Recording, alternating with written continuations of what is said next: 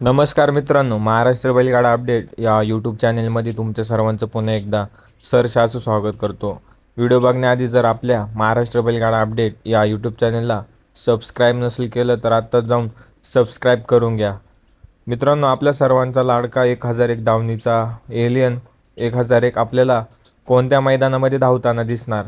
तर बरेच कमेंट येत आहे की एलियन आपला संभाजीनगरला धावणार आहे. तर मित्रांनो, अपडेट अशी काही की आपल्याला पूर्ण सीझन एलियन कुठल्याच 3 फेऱ्याच्या किंवा बिनजोडच्या मैदानामध्ये धावताना दिसणार नाही. एलियन आपल्याला आमच्या नाशिक जिल्ह्यामध्ये ज्या काही घोडा बैलांच्या शर्यती होतील तिथं एलियन आपल्याला धावताना दिसणार आहे. मित्रांनो, आता सीझन चालू झालेला आहे नाशिकमध्ये.